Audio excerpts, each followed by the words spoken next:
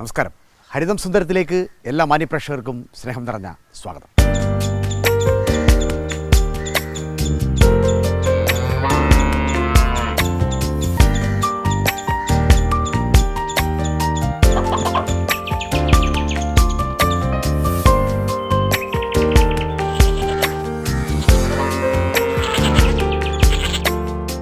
ആട് വളർത്തലിലൂടെ ആദായം കൊയ്ത ധാരാളം കർഷകരെ ഹരിതസുന്ദരം കാണിച്ചു തന്നിട്ടുണ്ട്. എന്നാൽ പരമ്പരാഗത ആടുവളർത്തൽ പോലെയല്ല വ്യാവസായിക ആടുവളർത്തൽ. വ്യാവസായിക ആടുവളർത്തലിൻ്റെ ചില തന്ത്രങ്ങൾ കൂടി കാണിക്കണം എന്ന് ഹരിതസുന്ദരത്തോട് പ്രേക്ഷകർ ആവശ്യപ്പെടുന്നുണ്ട്. അവർക്ക് കൂടി തൃപ്തികരമാവുന്ന രീതിയിൽ വ്യാവസായിക ആടുവളർത്തലിൻ്റെ എല്ലാ തന്ത്രങ്ങളും കാണിക്കുകയാണ് ഇന്ന് ഹരിതം സുന്ദരം. അതിനായി കൊല്ലത്ത് കൊട്ടിയത്തെ അൽമനാമ ആട് ഫാമിലേക്കാണ് യാത്ര. കാണാം ഹരിതം സുന്ദരം.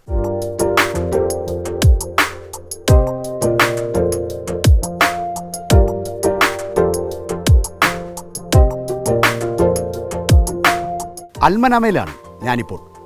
മധ്യകിഴക്കൻ രാജ്യമായ ബഹ്റിൻ്റെ തലസ്ഥാനമാണ് മനാമ. എന്നാൽ കൊല്ലത്ത് അൽമനാമ എന്നാൽ ആടുകളുടെ തലസ്ഥാനം എന്നാണ് അർത്ഥം.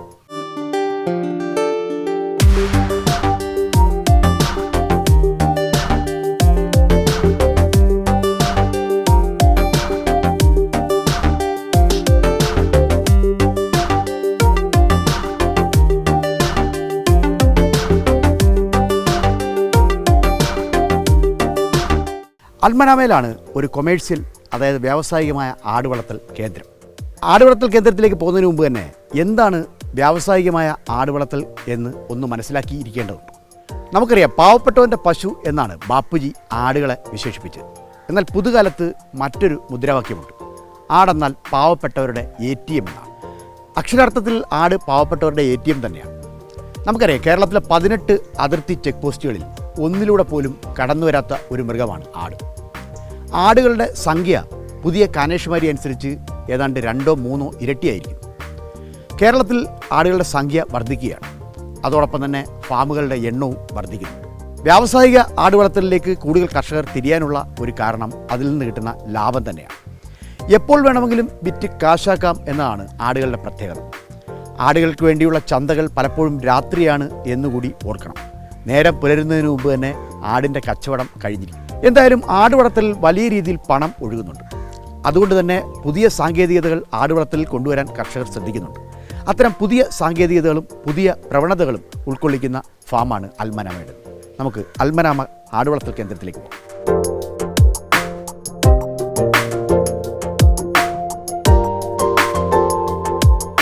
വ്യാവസായിക ആടുവളർത്തൽ കേന്ദ്രത്തിൽ കാര്യങ്ങൾ വ്യത്യസ്തമാണ്. കൂടാരം മുതൽ എല്ലാം ശ്രദ്ധിക്കേണ്ടതായിട്ടുണ്ട്. നമുക്കറിയാം, ഇപ്പോൾ ഒരു ഭംഗിയായ ഒരു കൂടാരത്തിന് മുന്നിലാണ് ഞാൻ നിൽക്കുന്നത്. ഇതിൻ്റെ വശങ്ങളൊന്നും തന്നെ മറച്ചിട്ടില്ല എന്നുള്ളതാണ് പ്രധാനപ്പെട്ട ഒരു ഘടകമായി നമുക്ക് കാണാൻ കഴിയും. കാരണം കാറ്റ് അനായാസേന കയറി ഒഴി ഇറങ്ങിപ്പോകത്തക്ക രീതിയിലാണ് ഈ കൂടിൻ്റെ നിർമ്മിതി. അതുകൊണ്ട് തന്നെ ഉഷ്ണവായു, ഉച്ഛ്വാസവായു ഒന്നും തന്നെ ഇതിൽ തങ്ങി നിൽക്കും. ഇതിൻ്റെ മേൽക്കൂര ശ്രദ്ധിച്ചാൽ അറിയാം, വെയിലിൻ്റെ വീറിനെ തടയാനായിട്ട് ഫൈബർ കോട്ടഡ് ടിൻ ഷീറ്റുകളാണ് ഇട്ടിരിക്കുന്നത്. അത് ഒരു ഗോപുര സമാനമായ രീതിയിലാണ് അത് ഉണ്ടാക്കിയിരിക്കുന്നത്. ഏതാണ്ട് ആടുകൾ നിൽക്കുന്ന തറയിൽ നിന്നും 11 അടി ഉയരത്തിലാണ് മേൽക്കൂര. വശങ്ങളിലേക്ക് അത് ചരിയുമ്പോഴേക്കും ഏതാണ്ട് 8 അടിയിലേക്ക് താഴ്ന്നു വരും. ഫ്ലോർ, അതായത് ആടുകൾ നിൽക്കുന്ന തറ ശ്രദ്ധിച്ചാൽ അറിയാം, ഉന്നതമായ സാങ്കേതികവിദ്യയാണ് അതിനായി ഉപയോഗിച്ചിരിക്കുന്നത്. സ്ലാറ്റ് ഫ്ലോറുകൾ എന്നാണ് ഇതിനറിയപ്പെടുന്നത്. ചൈനയിൽ നിന്നും ജർമ്മനിയിൽ നിന്നുമൊക്കെ ഇമ്പോർട്ട് ചെയ്ത് ഇറക്കുമതി ചെയ്ത് എത്തിയതാണ് ഈ സ്ലാറ്റ് ഫ്ലോറുകൾ. ഏതാണ്ട് കേരളത്തിൽ വ്യാവസായികമായ ആടുവളർത്തൽ ആരംഭിച്ച കാലം മുതൽ സ്ലാറ്റ് ഫ്ലോറുകൾ വന്നു തുടങ്ങിയിട്ടുണ്ട്. ഇതിൻ്റെ ഒരു പ്രധാനപ്പെട്ട മേന്മ ഈ സ്ലാറ്റുകൾ, ഈ ഫ്ലോറുകൾ തമ്മിൽ നമുക്ക് കൂട്ടി യോജിപ്പിക്കാം എന്നുള്ളതാണ്. വളവും വെള്ളവുമൊക്കെ ഒഴുകി താഴേക്ക് വീഴാനായി 3 സെൻറ്റിമീറ്റർ വിടവുകൾ ഇതിലുണ്ട്. ഹൈ ഡെൻസിറ്റി പോളി എത്തിലീൻ എന്ന മെറ്റീരിയൽ ഉപയോഗിച്ചാണ് ഈ ഷീറ്റ് ഉണ്ടാക്കിയിരിക്കുന്നത്. അതുകൊണ്ട് തന്നെ വർഷങ്ങളോളം ആയുസ്സുള്ളതാണ്. സാധാരണ പരമ്പരാഗതമായ രീതിയിൽ നമ്മൾ തെങ്ങിൻ തടിയോ പ്ലാവിൻ തടിയോ കൂടുണ്ടാക്കുന്നത് പോലെയല്ല സ്ലാറ്റ് ഫ്ലോർ. 10 മുതൽ 12 വർഷം വരെ ആയുസ് നിർമ്മാതാക്കൾ തന്നെ പറയുന്നു. ഇവിടെ നമ്മൾ ശ്രദ്ധിച്ചാൽ അറിയാം, ഭൂമിയിൽ നിന്ന് ഏതാണ്ട് 1.5 മീറ്റർ ഉയരത്തിലാണ് ഈ കൂടാരം പണിതിരിക്കുന്നത്. GI പൈപ്പുകളിലാണ് അത് ഉയർന്നു നിൽക്കുന്നത്. അതിന് താഴെ ആടുകൾ നിൽക്കുന്ന സ്ലാറ്റ് ഫ്ലോറുകൾക്ക് താഴെ ഫൈബർ കോട്ടഡ് ടിൻ ഷീറ്റുകൾ ചരിച്ച് വെച്ചിട്ടുണ്ട്. ഇരുവശങ്ങളിലേക്കും ചരിഞ്ഞ രീതിയിലാണ് അതിൻ്റെ നിർമ്മിതി. അതുകൊണ്ടുള്ള ഗുണം പ്രധാനമായും വളവും വെള്ളവുമൊക്കെ തന്നെ താഴേക്ക് വീണ് നേരെ ഭൂമിയിലേക്ക് പതിക്കുന്നില്ല, പകരം ഷീറ്റിൻ്റെ മുകളിൽ പതിക്കുന്നു. അത് പ്രത്യേക ചാനലുകളിലേക്ക് പതുക്കെ ഒഴുകി വന്ന് പ്രത്യേകം ശേഖരിക്കാനുള്ള ഒരു സംവിധാനമുണ്ട്. വ്യത്യസ്തങ്ങളായ ആടുകളെ കൂടി കൂട്ടി വ്യാവസായിക ആടുവളർത്തൽ കേന്ദ്രം വിപുലമാക്കുവാൻ ഈ കേന്ദ്രത്തിൻ്റെ നായിക ശ്രീമതി ലൈല പ്രത്യേകം ശ്രദ്ധിച്ചിട്ടുണ്ട്. ആടുകളുടെ തിരഞ്ഞെടുപ്പ് ഒരു പ്രധാനപ്പെട്ട ഘടകമാണ്. തിരഞ്ഞെടുപ്പിൽ തന്നെ ഏറ്റവും വ്യത്യസ്തമായ പുതിയ ജനുസുകളെ കൂടി ഉൾപ്പെടുത്തിക്കൊണ്ടുള്ള ഒരു കൂട്ടമാണ് നല്ലത് എന്ന് ലൈല നേരത്തെ തിരിച്ചറിഞ്ഞു. മുട്ടന്മാർക്ക് താമസിക്കാൻ പ്രത്യേക ഒരിടമുണ്ട്. 2.4 മീറ്റർ നീളവും 1.8 മീറ്റർ വീതിയുമുള്ള സ്ഥല ലഭ്യതയാണ് ഓരോ മുട്ടന്മാർക്കും നൽകിയിട്ടുള്ളത്. ഇതിൽ തന്നെ പ്രസവിക്കാറായ ആടുകൾ അല്ലെങ്കിൽ പ്രസവിച്ച ആടുകൾ അവർക്കായി പ്രത്യേകം ക്യൂബിക്കിളുകളുണ്ട്. കുട്ടികളെ പാർപ്പിക്കാൻ പ്രത്യേക അറകളുണ്ട്. ഇങ്ങനെ സുസജ്ജമായ ഒരു സ്ഥലത്താണ് ഒരു കൊമേഴ്ഷ്യൽ ഗോട്ടറി അഥവാ വ്യാവസായികമായ ആടുവളർത്തൽ കേന്ദ്രം സ്ഥാപിച്ചിരിക്കുന്നത്.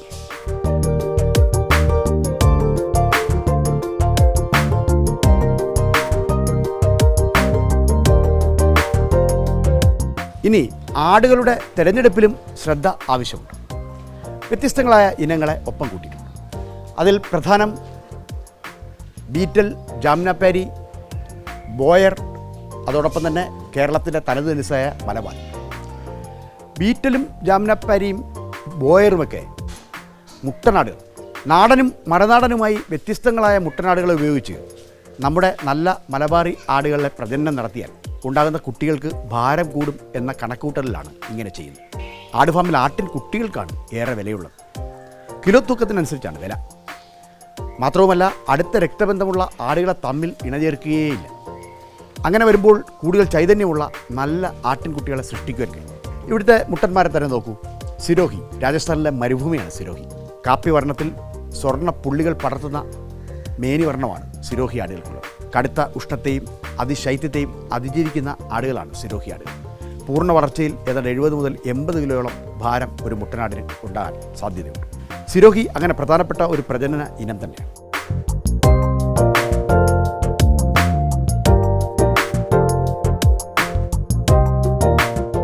മറ്റൊന്നുള്ളത് ആഫ്രിക്കൻ ഇറച്ചിയാടായ ബോയറാണ്. ആഫ്രിക്കൻ ആദിവാസികളുടെ സ്വന്തം ആടായിരുന്നു ബോയറാണ്. ക്രമേണ അത് ഓസ്ട്രേലിയക്കാർ സ്വന്തമാക്കിയിരുന്നു. കഴുത്തിന് ചുറ്റും ഒരു തവിട്ട് ഷാൾ പുതച്ച പ്രതീതിയാണ് ബോയറാടുകൾക്കുള്ളത്. പ്രധാനമായും ഇറച്ചിയാട് എന്ന ഖ്യാതി ലോകം മുഴുവനും ഈ ആഫ്രിക്കൻ ആടിനുണ്ട്. ബോയർ ആടുകൾ പൂർണ്ണ വളർച്ചയിൽ, മുട്ടനാടുകൾ പൂർണ്ണ വളർച്ചയിൽ ഒരു 90 കിലോയോളം തൂങ്ങും. ബോയറിന് ഉപയോഗിച്ചുള്ള പ്രജനനത്തിനും വ്യാവസായിക ആടുവളർത്തൽ കേന്ദ്രത്തിൽ വലിയ സ്ഥാനമുണ്ട്.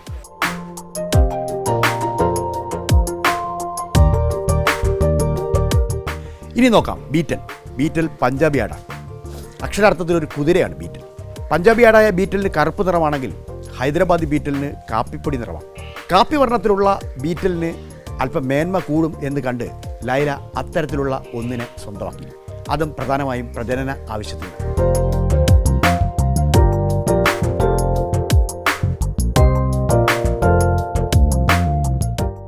മലബാറി ആടുകളെ തള്ളിക്കളയാൻ കഴിയില്ല. കാരണം ഒരു പ്രസവത്തിൽ ഒന്നിൽ കൂടുതൽ കുട്ടികളെ കിട്ടുന്ന ആടാണ് മലബാറി ആടുകൾ. അറേബ്യൻ വ്യാപാരികൾ കേരളത്തിലേക്ക് എത്തിച്ച ആടുകളാണ് മലബാറി ആടുകൾ എന്ന് പൊതുവെ വിശ്വസിക്കപ്പെടുന്നു. അഥവാ അറേബ്യൻ വ്യാപാരികൾ കേരളത്തിലേക്ക് കൊണ്ടുവന്ന ആടുകളുമായി നമ്മുടെ നാടൻ ആടുകൾ ഇണചേർന്നാണ് മലബാറി ആടുകൾ. മലബാറി ആടുകളുടെ ഇറച്ചിയാണ് ലോകത്തിലെ ഏറ്റവും ടേസ്റ്റി, ഏറ്റവും രുചികരം എന്ന് പൊതുവെ വിശ്വസിക്കപ്പെടുന്നു. അതുകൊണ്ട് തന്നെ ഇറച്ചി ആവശ്യങ്ങൾക്കായിട്ട് മലബാറി ആടുകളെയാണ് ആളുകൾ ഉപയോഗിക്കുക. മലബാറി ആടുകൾ ഒരു പ്രസവത്തിൽ തന്നെ ഒന്നിൽ കൂടുതൽ കുട്ടികളുണ്ടാവും. 6 മാസം കൂടുമ്പോൾ ഒരു പ്രസവം ക്രമീകരിക്കാം. ഇത്തരത്തിലുള്ള സൗകര്യങ്ങൾ. അതുകൊണ്ട് തന്നെ പ്രജനനത്തിൽ പ്രത്യേകം ശ്രദ്ധിക്കും എന്നുള്ളതാണ് ഒരു വ്യാവസായിക ആടുവളർത്തൽ കേന്ദ്രത്തിൻ്റെ പ്രധാനപ്പെട്ട കാര്യം.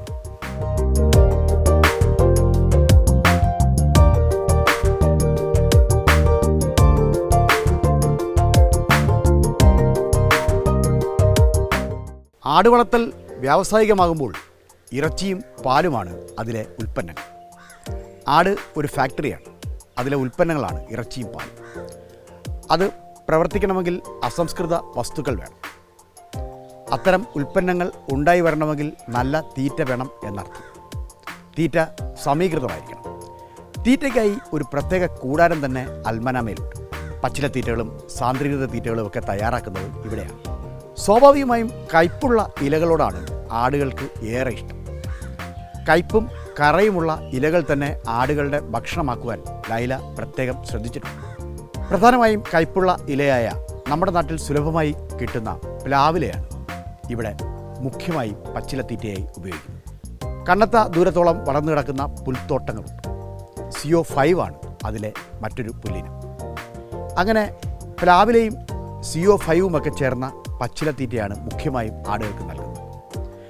മറ്റൊരു പ്രത്യേകതയുള്ളത്, വർഷം മുഴുവൻ പുല്ലിൻ്റെയും പ്ലാവിലയുടെയും ലഭ്യതയുണ്ടെങ്കിൽ അത് നഷ്ടപ്പെടുത്തി കളയുവാൻ ലൈല തയ്യാറാണ്. കിട്ടാവുന്നത്രയും ഇലകൾ നേരത്തെ ശേഖരിച്ച് നല്ല തീറ്റ ഭംഗിയായി ഉണ്ടാക്കി വയ്ക്കുക എന്ന കൃത്യമാണ് നിർവഹിക്കപ്പെടുന്നത്. അങ്ങനെ നേരത്തെ ഉണ്ടാക്കി വയ്ക്കുന്ന തീറ്റയ്ക്ക് സൈലേജ് എന്നാണ് പറയുക. സൈലേജ് നിർമ്മാണം വ്യത്യസ്തമാണ്. നല്ല പച്ച പ്ലാവിലയും അതോടൊപ്പം തന്നെ CO5 പുല്ലിനങ്ങളും മുറിച്ചു കൊണ്ടുവന്നാൽ ചാഫ് കട്ടർ എന്ന ഉപകരണത്തിലേക്കാണ് അതിനെ കയറ്റിവിടുക.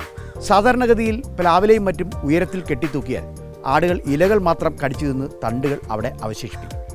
പുല്ലിൻ്റെ കാര്യവും അങ്ങനെ തന്നെ. പുല്ലിൻ്റെയും തണ്ട് ആടുകൾ കൂടുതൽ കടിച്ചു തിന്നാറില്ല. എന്നാൽ ചാഫ് കട്ടർ എന്ന ഉപകരണത്തിലേക്ക് കയറ്റുമ്പോഴേക്കും തുണ്ടം തുണ്ടമായി പുല്ലുകൾ മുറിയുകയാണ്. പുല്ലിലോ ഇലയിലോ മരക്കൊമ്പിലോ ഉള്ള സർവ്വ വസ്തുക്കളും തീറ്റയാക്കി മാറ്റാൻ കഴിയും എന്നാണ് ചാഫ് കട്ടറിൻ്റെ പ്രത്യേകത. നിമിഷങ്ങൾ മതി ചാഫ് കട്ടറിൽ ഇതൊക്കെ അരിഞ്ഞരിഞ്ഞ് പുറത്തേക്ക് വരുവാൻ.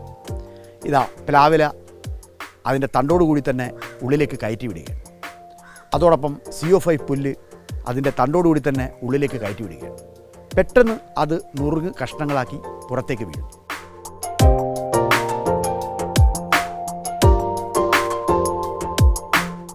ഇനി ഇത്തരം പുൽത്തുണ്ടുകളും മുറിഞ്ഞ ഇലയുമെല്ലാം ഒരു ചരുവത്തിലേക്ക് ശേഖരിച്ച് അതിനെ അല്പം മധുരതരമാക്കി മാറ്റുവാനുള്ള ചില പ്രവർത്തനങ്ങൾ കൂടി ഇവിടെ നടക്കുന്നുണ്ട്. ശർക്കരയാണ് അതിൽ പ്രധാനപ്പെട്ട ഇനം. ശർക്കര ബക്കറ്റിലെ വെള്ളത്തിലേക്ക് തിരികെയിട്ട് വെള്ളത്തിൽ ശർക്കര നന്നായി ലയിപ്പിച്ച് ഒരു പാനിയാക്കും. അത് ചെറു കപ്പുകളിൽ കോരി ചരുവത്തിലെ മുറിച്ചു വച്ചിരിക്കുന്ന പുൽത്തുണ്ടിലും പ്ലാവിലയിലുമൊക്കെ നിക്ഷേപിക്കുകയാണ്. തുടർന്നത് ഭംഗിയായി കുഴയ്ക്കാം. ഇങ്ങനെ കുഴച്ച് പരുവപ്പെടുത്തി കഴിഞ്ഞാൽ വലിയ IBC ബാരലുകളിലേക്കാണ് അതിൻ്റെ അടുത്ത നീക്കം. IBC ബാരലുകളിൽ ഏതാണ്ട് 70 മുതൽ 75 കിലോ വരെ ഇത്തരം പുൽത്തുണ്ട് നന്നായി കയറും. ശർക്കര പാനിയിൽ പൊതിഞ്ഞ ഇലത്തീറ്റകൾ വാരി ഇതിൽ നിക്ഷേപിച്ച് വായു കടക്കാത്ത രീതിയിൽ ചവിട്ടി താക്കുകയാണ്. ഉയരെ കയറി നിന്ന് ഭംഗിയായി ചവിട്ടി താഴ്ത്ത് ഇടയിൽ ഒരു അല്പം കനത്തിൽ പോലും വായു ഇല്ലാതാക്കി മാറ്റുന്ന പ്രക്രിയയാണ് നടക്കുന്നത്. തുടർന്ന് ഇത് പൂർണ്ണമായും നിറഞ്ഞു കഴിഞ്ഞാൽ ചെറു പ്ലാസ്റ്റിക് ഷീറ്റുകൾ കൊണ്ട് നന്നായി മൂടി ഒട്ടും വായു കടക്കാത്ത പരുവത്തിലാക്കിയതിനു ശേഷം IBC ബാരലിൻ്റെ അടപ്പ് കൊണ്ട് ഭംഗിയായി അടച്ച് ചുറ്റും സ്റ്റിക്കർ ഒട്ടിക്കുക. അതായത് ഒരു തുള്ളി വായു പോലും ഉള്ളിലേക്ക് കടക്കാൻ ഇനി സ്ഥലമില്ലാതാക്കി തീർത്താൽ മാത്രമേ സുരക്ഷിതമായി ഈ തീറ്റ വർഷങ്ങളോളം സൂക്ഷിച്ചു വെക്കാൻ കഴിയും. 15ാമത്തെ ദിവസം മുതൽ തന്നെ ഇത് തീറ്റയാക്കി മാറ്റാൻ കഴിയുമെങ്കിലും വർഷം 1-2 എടുത്താലും ഈ തീറ്റയ്ക്ക് ഒരു കുഴപ്പവും ഉണ്ടാകില്ല. അതാണ് സൈലേജ് നിർമ്മാണ പ്രക്രിയയുടെ ഗുണം.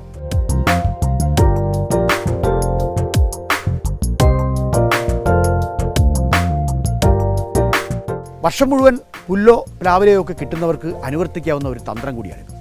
എപ്പോഴും പുല്ലിനും പ്ലാവിലേക്കും വേണ്ടി അലയേണ്ട ആവശ്യമില്ല. സൈലേജ് തീറ്റ ആടുകൾക്ക് വളരെ ഇഷ്ടമാണ്. ചെറുമധുരം കൂടിയാവുമ്പോൾ അവർ നൊട്ടി നുണഞ്ഞ് ഭംഗിയായി അത് കഴിക്കും. ആടിന് തീറ്റകൾക്കായി ഒരു മത്സരം ഉണ്ടാക്കുക എന്നുള്ളതാണ് പ്രധാനം. ഒരു കൂട്ടം ആടുകൾക്ക് ഒരുമിച്ച് തീറ്റ നൽകുന്നതാണ് ആ രീതി.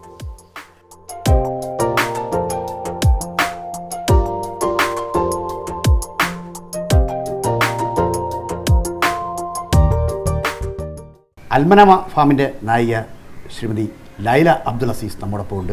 ലൈലയുമായി ചില വിശേഷങ്ങൾ പങ്കുവയ്ക്കാം. നമസ്കാരം. നമസ്കാരം. ഈ നമ്മൾ സാധാരണ പരമ്പരാഗതമായി കാണുന്നതിനപ്പുറത്തേക്ക് ഈ ഒരു വ്യാവസായിക രീതിയിലുള്ള ഒരു ആടുവളത്തിലാണ് ഇവിടെ നടക്കുന്നത്. അപ്പോൾ ഇത്രയും ഒരു മെഗാ ആയിട്ടുള്ള ഒരു ആശയം ആരുടേതായിരുന്നു? ഞങ്ങളുടെ കൂട്ടായിട്ടുള്ള പരിശ്രമം ആണ്. ഹസ്ബൻഡിൻ്റെ സപ്പോർട്ടുണ്ട്. ഈ ഇങ്ങനെ ഒരു ഫാം നടത്തുന്ന ആൾ ശ്രദ്ധിക്കേണ്ട കാര്യങ്ങൾ എന്തൊക്കെ? രോഗങ്ങൾ വരാതെ ഏറ്റവും ശ്രദ്ധിക്കണം. അതാണ് ആടുകളെ തിരഞ്ഞെടുക്കുന്നതിൽ ശ്രദ്ധ വേണം. ഈ ആടുകളെയൊക്കെ എവിടെ നിന്നാണ് ലൈല ഇങ്ങനെ സംഘടിപ്പിച്ചത്? ഞങ്ങൾ അടുത്തുനിന്നൊക്കെ തന്നെയാണ്, ദൂരം നിന്നും കിട്ടാറുണ്ട്. ഇപ്പോൾ ഈ ഫാമിൽ നിന്ന് പ്രധാനപ്പെട്ട ലാഭം എന്താ? ലാഭം ഇതിൻ്റെ പാല് വിൽപ്പനയുണ്ട്, പിന്നെ കുട്ടികൾ. അത് ഈ ആട്ടിൻപാൽ എവിടെയാണ് കൊടുക്കുന്നത്? എത്ര വില? സൂപ്പർ മാർക്കറ്റിൽ കൊടുക്കും. എത്ര രൂപ വില? പിന്നെ 1 ലിറ്ററിന് 100 രൂപ. അങ്ങനെ കൊടുക്കാൻ കഴിയുന്നുണ്ട്. ആട്ടിൻ കുട്ടികൾക്ക് വരെ എങ്ങനെയാണ്? കുട്ടികൾക്ക് മലബാറി കുട്ടികളാണെങ്കിൽ കിലോ 450 രൂപ, ക്രോസ് ബ്രീഡ് ആകുമ്പോൾ വില കൂടും. എത്ര ദിവസം പ്രായമാകുമ്പോഴായി കുട്ടികളെ കൊടുക്കുന്നത്? ഒരു 4 മാസത്തിന് ശേഷം കൊടുക്കുള്ളൂ. ആ സമയമാകുമ്പോൾ എത്ര കിലോ ഉണ്ടാവും? ഒരു 16-18 കിലോ ഒക്കെ ഉണ്ടാവും. അപ്പോൾ നല്ല ലാഭമാണ്. നല്ല ലാഭമാണ്. ഒരു വർഷത്തിൽ എത്രത്തോളം കുട്ടികളെ അങ്ങനെ കൊടുക്കാൻ കഴിയും? വർഷത്തിൽ ഒരാട് 2 വർഷത്തിൽ 3 പ്രസവം കാണും. മിക്കവാറും ഒക്കെ ഒരു പ്രസവത്തിൽ 3 കുട്ടികളുണ്ടാവും. 3 കുട്ടികളുണ്ടെങ്കിൽ ലാഭമാണ്. ഈ ആട്ടിൻകുട്ടികളെയും പാലൊന്നും വിൽക്കാൻ അങ്ങനെ ഒരു പ്രശ്നമില്ലെന്ന് തോന്നുന്നു. ഇല്ല, പ്രശ്നമില്ല. ആളുകൾ ഞാൻ കണ്ടറിഞ്ഞു വന്നു. ഇനി സാന്ദ്രീകൃത തീറ്റയുടെ കാര്യമെടുക്കാം. തീറ്റ ഇലത്തീറ്റയായാലും സാന്ദ്രീകൃത തീറ്റയായാലും അതിൽ കുറഞ്ഞത് 18% പ്രോട്ടീൻ വേണം എന്നത് നിർബന്ധമാണ്. ആടിൻ്റെ തീറ്റയിൽ ശ്രദ്ധിക്കേണ്ട ഏറ്റവും പ്രധാനപ്പെട്ട വസ്തുത അതുതന്നെയാണ്. സ്വാഭാവികമായും പ്ലാവിലയിലും പുല്ലിലുമൊക്കെ ജലാംശം ഉള്ളതുപോലെ തന്നെ പ്രോട്ടീൻ ഘടകങ്ങളുമുണ്ട്. എങ്കിലും സാന്ദ്രീകൃത തീറ്റയാണ് പ്രോട്ടീനെ പ്രധാനമായും നിലനിർത്തിപ്പോരുന്നത്. അതിനുവേണ്ടി അൽമനാമയിൽ ചില പ്രത്യേക തന്ത്രങ്ങളൊക്കെ ഉണ്ട്. രാവിലെ തന്നെ വലിയ ചരുവത്തിലേക്ക് വെള്ളം നിറച്ച് അത് തിളപ്പിക്കുകയാണ് ആദ്യപടി. വെള്ളം ചെറുതായി ഒന്ന് തിളച്ചാൽ അതിലേക്ക് അരി ഇടുകയും അരി നന്നായി വെന്ത് ചോറ് പരുവത്തിലേക്കായാൽ അതിലേക്ക് പുളിയരി പൊടിച്ചത് ചേർക്കും. തുടർന്ന് അത് നന്നായി കുഴച്ചതിന് ശേഷം നേരത്തെ കുതിർത്ത് വെച്ചിരിക്കുന്ന ഗോതമ്പ് കൂടി അതിൽ ചേർക്കും. ധാതുലവണ മിശ്രിതങ്ങളും ഉപ്പും ഒക്കെ ചേരുന്നതോടെ തീറ്റ നല്ല പരുവത്തിലാവും. ഇതൊക്കെ കൃത്യമായി തരാതരം പോലെ ചേർക്കുവാൻ ലൈലയ്ക്ക് വിരുത് ഏറെയുണ്ട്. അത് ഭംഗിയായി കുഴച്ച് പരുവപ്പെടുത്തി കനലിൽ വെന്ത് ഇങ്ങനെ കിടന്നാൽ ചെറു ചൂടോടുകൂടി കോരി ആടുകൾക്ക് നൽകാം. ആടൊന്നിന് കുറഞ്ഞത് 1/2 കിലോ എങ്കിലും തീറ്റ ലഭിക്കത്തക്ക വണ്ണമാണ് തീറ്റ മൊത്തത്തിൽ തയ്യാറാക്കുക. അങ്ങനെ സാന്ദ്രീകൃത തീറ്റയും ഇലത്തീറ്റകളും ചേരുമ്പോഴേക്കും ആടുകളുടെ മേനി ബലം കൂടുകയാണ്, മേനി ഉറക്കുകയാണ്, തീറ്റ സമീകൃതമാകുകയാണ്.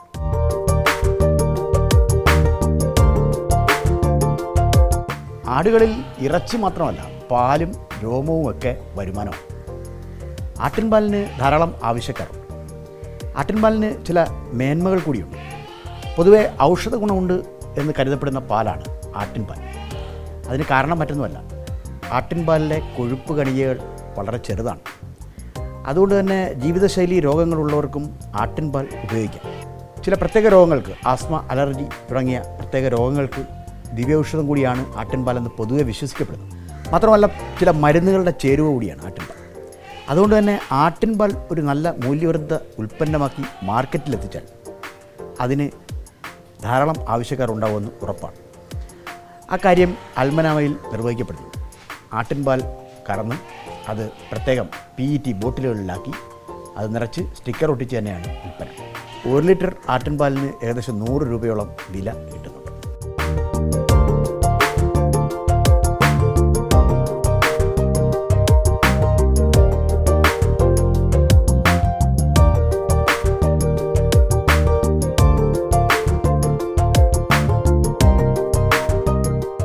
ഒറ്റയ്ക്കാണെങ്കിലും കൂട്ടമായാണെങ്കിലും ആടുകളെ വളർത്തുമ്പോൾ, ആടുകളുടെ ഫാം നടത്തുമ്പോൾ ശ്രദ്ധിക്കേണ്ട പ്രധാന സംഗതിയാണ് ആരോഗ്യ പരിരക്ഷ.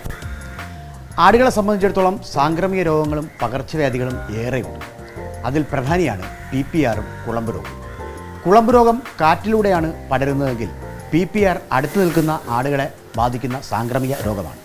ചുമ, മൂക്കൊലിപ്പ്, ശ്വാസതടസ്സം എന്നിവയിൽ തുടങ്ങി ഒടുവിൽ ന്യൂമോണിയയിൽ കലാശിക്കുന്ന രോഗമാണ് PPR ആടുകളിലെ കാലൻ എന്നാണ് അറിയപ്പെടുന്നത്. കുളമ്പ് രോഗത്തിനും PPRനും എതിരെ വാക്സിനുകളുണ്ട്. മൃഗസംരക്ഷണ വകുപ്പ് അധികൃതർക്കാണ് വാക്സിനേഷൻ്റെ ചുമതല. അക്കാര്യങ്ങളൊക്കെ കൃത്യമായി നിർവഹിക്കുവാൻ, നേതൃത്വം നൽകുവാൻ ലൈലയും മുന്നിൽ തന്നെയുണ്ട്. ആദ്യത്തെ 3 മാസത്തിനുള്ളിൽ തന്നെ PPR കുത്തിവയ്പ്പ് നിർബന്ധമാണ്. PPRനെതിരെയുള്ള കുത്തിവയ്പ്പ് 6 മാസത്തിലൊരിക്കൽ ആവർത്തിക്കണം. കുളമ്പ് രോഗവും അങ്ങനെ തന്നെ. രണ്ടും കൃത്യമായി അൽമനാമയിൽ പാലിക്കപ്പെടുന്നു.